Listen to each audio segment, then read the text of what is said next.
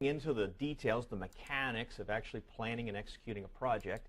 And in this state, we're going to still work from our work breakdown structure. It's our core element that identify the activities that need to occur along that bottom, lowest level of each of the chains in the work breakdown structure. And we're going to put together the schedule for those. We're going to recognize that some of those activities are dependent on other activities. We can't make the map until we've selected the location. We can't send out the invitations till we know the date and the location. So there's a lot of contingencies in there. The things are interrelated, and so we want to schedule those activities or put them in order so that the people responsible for an activity later in the project realize who they're waiting for and when that work can actually begin. They really can't start on it until certain other activities are completed. And that's what we're going to do in this module. Now, I'll warn you, this intro video is slightly longer because I'm also going to solve one of the homework problems as part of this, so you can see how we put together the schedule. So first off, our next big tool beyond the work breakdown structure is what's called a Gantt chart. That's actually an odd spelling, but it is the person's name. And a Gantt chart combines our WBS, our work breakdown structure, and a calendar. So that's where the scheduling element starts to come into play. A really important tool, and in Microsoft Project, that's actually the foundation. So most of your work in setting up the project is actually done in the Gantt chart. There isn't a separate document called the work breakdown structure. You build your work breakdown structure right into the Gantt chart and then take care of the schedule as part of it. So the Gantt chart is actually going to have two functions in the life of the project. First off, it's a planning tool, and it'll help us to organize and get everything in the right place. But then we'll actually measure our performance against that Gantt chart, against that Gantt chart schedule. And I'll show you a sample one in just a moment. It's very visual. It's an awesome communication tool. And when people talk about projects, they'll often expect that you'll be able to show them a Gantt chart. And then they'll be able to look at that, interpret where their work needs to occur and how those dependencies are set up. Lots of information, but it's really pretty easy to understand once you've seen one and stepped through it. So we'll do that right here. And then it helps the project manager in executing the project. If something falls behind, it helps them identify where the adjustments can be made in the plan. And really, it's easy to construct in Microsoft Project. Once you know how to do it, it becomes much easier. First time's a little rough. But you can also create these in Excel just using simple bars and lists. You can use a piece of paper. This can be as complex as you want it to be, very scalable. But it's a very useful tool in a project because it helps the project team be able to look and say, okay, I see how this comes together. I get it. And I know my part, and I know where my part fits with the whole. So it's a really critical tool for us in the progression of a project. Here's a sample of a Gantt chart. And what you see in the Gantt chart is this list, which is really the work breakdown structure. And these activities, or tasks as they're called here, are just given simple names, A, B, C, D, and E. But if you picture our family reunion project, those A, B, C, D, and E might be the food, the menu, the location, the games, the prizes. They'd be filled in right here. The duration is how long they're going to take. We discussed how to come up with that duration in the last module when we talked about budgeting. The start and the finish are actually calculations. So this will come out of our process. It's not an input to our process. It's the output. Over here is the calendar portion. So we have our WBS over here. We have the calendar over here.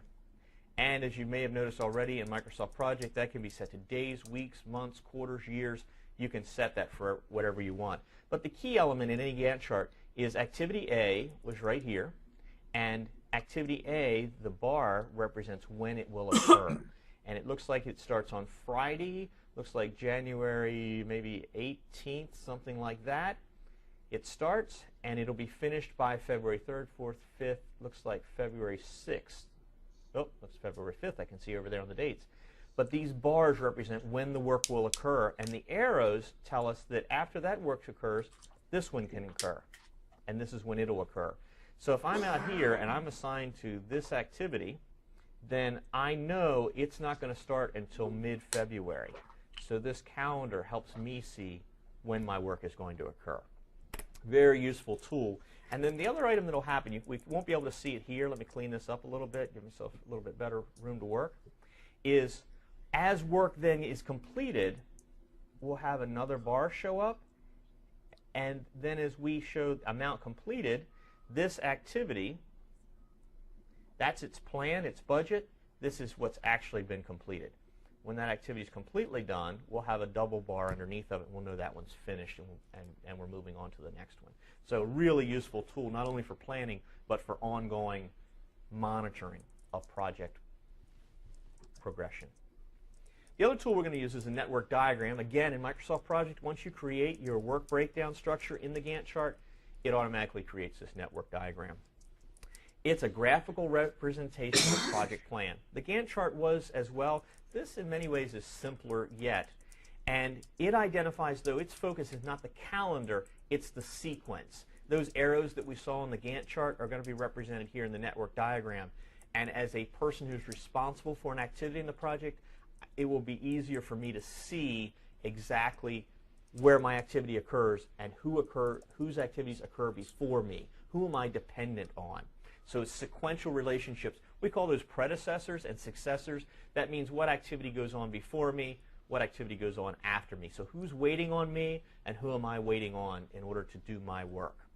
It identifies the timing. So once we have these predecessors in place and the durations, the schedule will actually be generated from this. And I'll know for my activity, if I'm responsible for the RSVPs, I'll know when the invitations have come out and when I have to have all the RSVPs gathered. So that window will be the time that I execute my portion of the work. It's a really important element for project planning is the schedule. And this network diagram is the instrument that brings all that together. It'll tell me critical dates for each activity, the start date, the finish date of that activity, and if there's any milestones. Milestones are not work activities, but they're benchmarks, or not benchmarks, they're marks in our schedule that say, at this point, we've completed all the preliminary work. So it's a mark of forward progress. So an activity or a group of activities that have been completed substantiate the reaching of a milestone. We've made progress. There may be another milestone along the way. We don't normally put milestones at the beginning and the end. Those points in the project are fairly well known and recognized. It's in between where we'd like to have milestones to know that we're making forward progress to completing this project. It's where a milestone comes into play. And we're going to need to identify the task dependencies, and from this we will find the critical path, which is the series of activities that if any of those activities fall behind, our project won't be done on time. So they're critical, and they're the ones the project manager wants to identify and then ensure that they have the resources they need in order to get the job done. So let's jump in. Music Fest is a project putting together a concert on campus, and there are many activities. Each of these circles represents, and we call these nodes, represents work activities. So that's activity A, C, D, and E, etc. So we'll recognize those with a letter. If we go back to the Gantt chart, we can actually see what those activities are, whether they're sending out the posters, build the stage, all of those activities are in here. The other critical item on these are the arrows. That tells us how these relate together.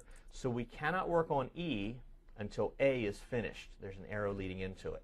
We can't work on J until both B and E are finished because the arrows come in and there's a dependency.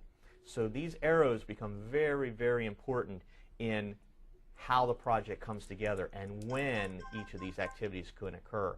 We cannot work on K until G is done, and G is dependent on E, and E is dependent on A. So there's this chain of activities, or we call a path of activities that work through the project. And let's go through these one more time, and that is that there's a, clear these last notes off, there are many paths through a project, and a path is any connection from the beginning to the end. So this is a path, and we would call this path A, E, G, K. It's another path, C, B, J. Here's another path. We can come down this way. That would be A, E, J. And each of those paths, these numbers represent the durations. So it takes 3 weeks to do activity A, 1 week to do E, 1 week to do G, and 5 weeks to do K. So we would say this path duration is 5, 6, 7, 8, 9, 10 weeks. CBJ, 2, 5 is 7, plus 4 is 11. AEJ, 3, 4, and 4 is 8. And we would look to find the longest path We have to check every one of them. The longest path through the network is the critical path. And as you can see from here, we have multiple paths, and we'd have to check each of these. Once we find the critical path, then we would monitor that, because if it's the critical path, let's see if I can find it real quickly here. It looks like it's right here. So that would be DHI, and that is 5, 6, 7, 8 plus 5. Looks like 13 weeks is probably the critical path. That means that if D, which is supposed to take 3 weeks, actually ends up taking 5, because it falls behind, that means our project is going to take longer than it had expected. So there's a little error in figuring out my math on this, but please take a moment and go through this. Find the critical path and realize that if any item on the critical path, any activity, takes longer than its anticipated time, our end is going to move out. Our project will be late. All right, network diagrams, when we actually create those, come in two varieties. AOA, activity on arrow, which that's what we just saw in the previous screen. I'm sorry, that is not what we saw. We saw AON, activity on node, so the work actually occurs in the node. There's another method called AOA, activity on arrow, and that's where the work actually occurs here on the arrow. The two methods work fairly similar. We will use AON as our standard in this course, as I just drew there, because Microsoft Project also uses AON method. It accomplishes the same thing for us, and it allows us to be consistent throughout. So we'll only use AON in this course. But let's try one out. This is my little homework problem example. We normally start with this chart up here. We call this a precedence diagram. It tells us the activities and what has to occur before each one. So in this case, I'll start this out. A has no predecessor, so it's the start of the project. B also has no predecessor, so it can begin right away. So if we saw that, what we saw just a minute ago, we had a start back here, and then A and B can begin. Now I'm going to look at C. C can occur after both A and B are done. So I'm going to put C in here. I'll put my arrows. So when A and B are done, I can start C. When A and B are complete, I can also start D. It's right there. So I'll get an arrow from B, an arrow from A. And E can also occur after A and B occur. I know these arrows are starting to become a bit messy, but we'll follow them across in just a moment. Now F can occur after C and D. So I'll put my node out here, bring an arrow from C and an arrow from D. G can occur after E, and H can occur after F, and finally I can occur after both F and G. There's my G connection and my F connection. So there's a simple network diagram. There's no one right answer to this. You could have organized yours a little differently. However, we need to honor each of these relationships. So if a person is responsible for C, that person knows that they can begin when A and B are complete. The person who's responsible for F can begin when C and D are complete. So they know who they're waiting on. And then they also know that the person who's doing H is waiting for them to complete before they can do their work. The person who's doing I is also waiting on them. So the network diagram starts to help us understand the responsibilities and how all that fits together. Now we're going to take that to a second step, but I've created a separate video for this module. It's called Module 9A, and we're going to take the next level of detail through this. So make sure you give a precedence diagram, creating a network diagram, a try. See if you can get those relationships to work together, and then we'll take the next level of detail.